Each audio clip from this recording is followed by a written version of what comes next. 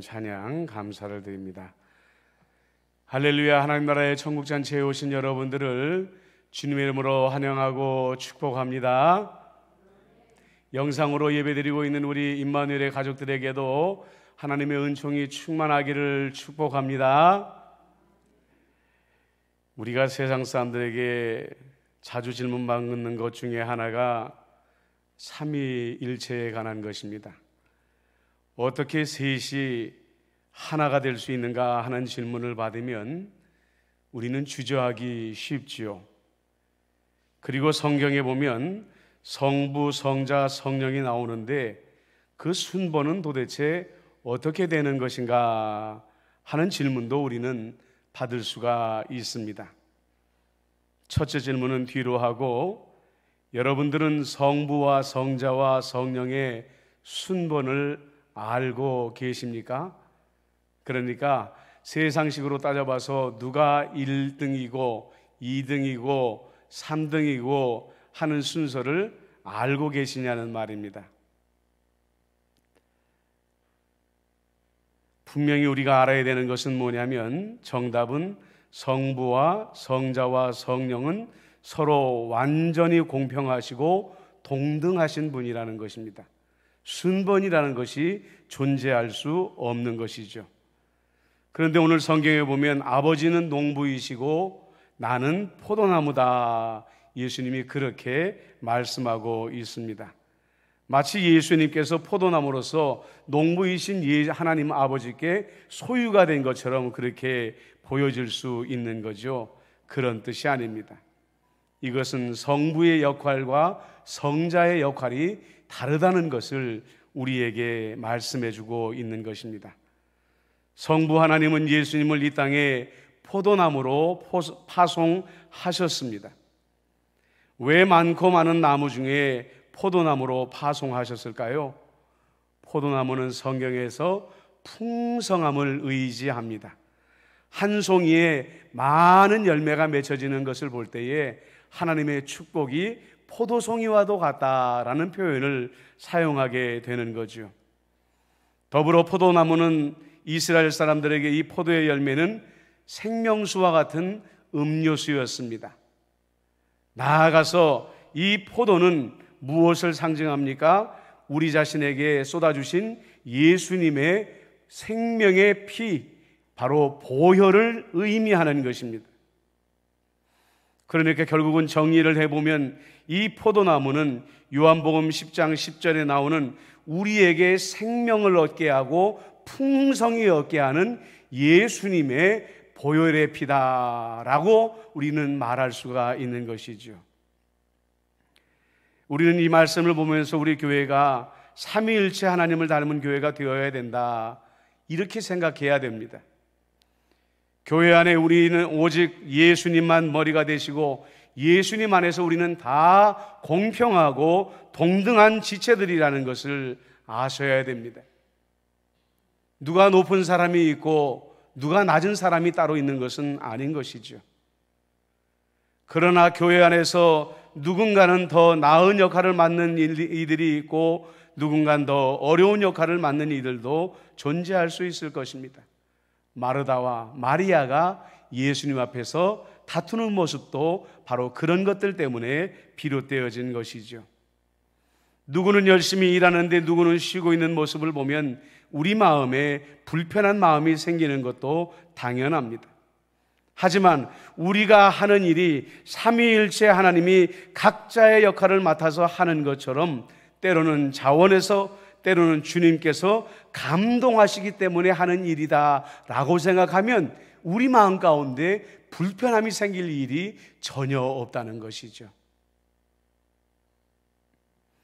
믿음이 있는 이들은 도리어 어떤 모습으로든 주님의 일에 동참할 수 있다는 것만 해도 감사해야 됩니다.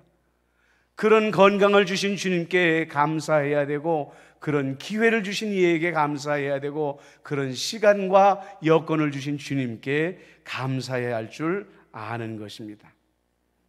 여러분, 다시 한번 말씀드립니다. 우리는 주 안에서 다 공평하고 동등합니다.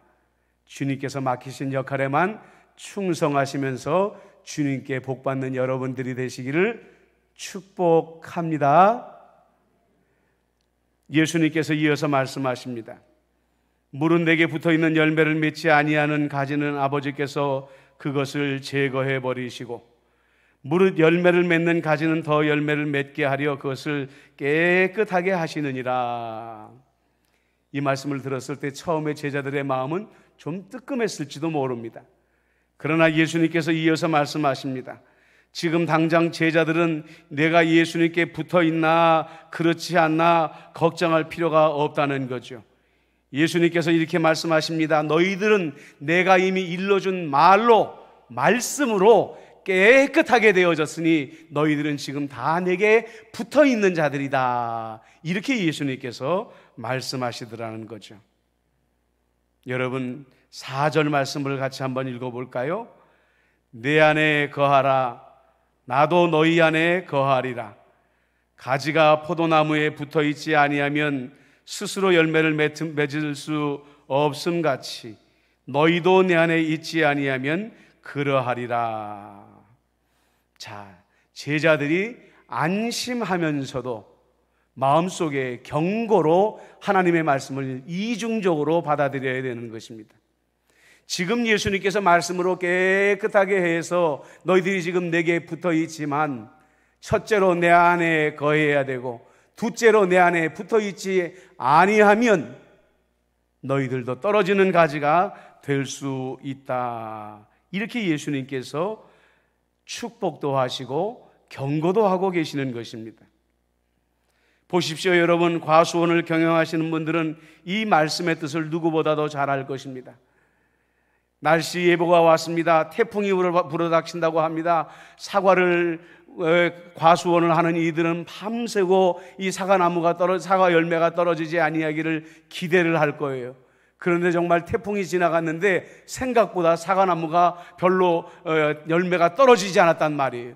그런데 어떤 과수원 주인도 그 일로 인해서 영원히 마음을 안심하는 수가 없습니다.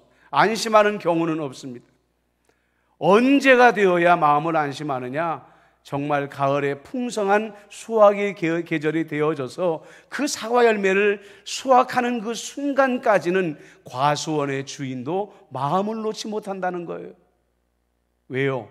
태풍은 한 번만 오는 것이 아니거든요. 2번도 올 수 있고 3번도 올 수 있고 그 모든 태풍들을 견디고 이겨내고 마지막까지 붙어 있을 때에 그 열매가 열매에 가치가 있기 때문에 그렇다는 것입니다. 거하고 붙어 있다는 것을 쉽게 말하면 현재형입니다. 과거에 예수님 안에 있었다거나 과거에 예수님께 붙어 있었다거나 하는 것은 현재의 의미가 없습니다. 지금이 중요합니다. 지금 내가 예수님 안에 머물러 있는가? 지금 내가 예수님께 붙어 있는가 하는 것이라는 거죠. 그렇다면 내가 지금 예수님 안에 거하고 있다, 내가 예수님께 붙어 있다, 자신 있게 말씀할 수 있는 근거는 어디에 있습니까? 이미 우리는 3절에서 보았습니다. 예수님이 너희가 내게 붙어 있다라는 것을 안심하게 해주신 것은 내가 너희를 말로 깨끗이 하였기 때문이니라. 너희는 내가 일러준 말로, 내 말씀으로 이미 깨끗하게 하였느니라 라고 말씀하고 있어요. 예수님께서는 제자들과 3년 동안 동고동락을 하셨습니다. 예수님께서는 날마다 말씀으로 제자들을 깨끗이 씻어주셨습니다. 어느 날은 하나님의 나라를 가르쳐 주셨고 어느 날은 회개를 해야 하나님 나라에 들어갈 수 있다는 것을 가르쳐 주셨고 언젠가는 성령님께서 오심으로 말미암아 이 땅에 하나님의 나라 교회가 세워진다는 것도 알려주셨습니다. 말씀을 들을 때마다 그들의 양심은 깨끗해졌고 그들은 예수님께 견고히 붙어 있을 수가 있었던 것입니다. 하지만 우리는 잠시 후면 누군가 가장 먼저 이 포도나무에서 떨어져 나가는 가지가 나온다는 것을 알고 있습니다. 가롯 유다입니다. 가룟 유다는 자기의 정치적인 욕심 때문에 예수님의 말씀 바깥으로 뛰어나가 버리고 말았습니다.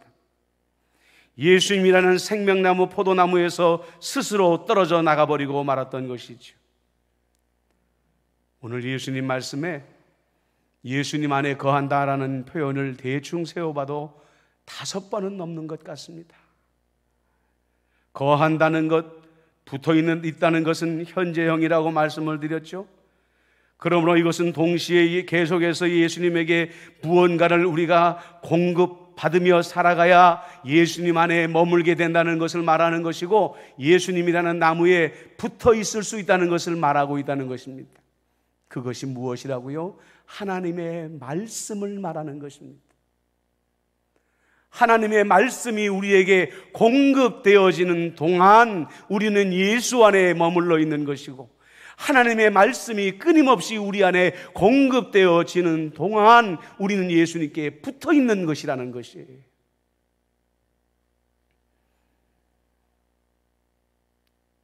우리나라가 언제입니까? 공중급유기를 도입하지 않았습니까? 하늘에서 비행기가 비행기에게 기름을 공급해주는 그런 기능을 하는 공중급유기죠. 그런데 이것이 공군들의 아주 수건 중에 수건이었다는 것을 여러분들 아십니까? 우리나라에는요, 다른 나라에 부끄럽지 않은 첨단 비행기들이 있습니다. 그런데 거기에 저장할 수 있는 기름은 한계가 있기 때문에, 예를 들어서 일본이 독도를 침략한다, 그러면 독도에 가가지고 일본 전투기하고 전쟁을 해야 되는데 독도에 도착하자마자 몇 분밖에는 머물지 못하고 다시 자기들의 공항으로 돌아와야만 하는 거예요. 왜요? 기름이 부족하니까. 그런데 그때 바로 공중급유기가 날아가 가지고 우리 전투기에 그 기름을 공급해 주게 되면 훨씬 더 많은 시간 동안에 남의 나라의 전투기와 전쟁을 할 수 있게 되는 것이죠. 기름이라는 것은 이 비행기에게는 생명과도 같은 것입니다.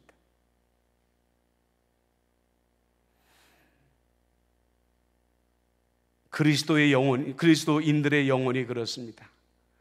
하나님의 말씀이 공급되지 않으면 우리는 예수님 안에서 바깥으로 자꾸만 밀려나가게 되어 있습니다. 가지는 연약하여지고 흔들리게 되어 있다는 것입니다. 왠지 아세요? 세상에는 보이지 않는 사탄이라는 인력이 여러분들의 영혼을 예수 안에서 끌어내려고 끊임없이 끌어당기고 있기 때문에 그렇다는 것입니다.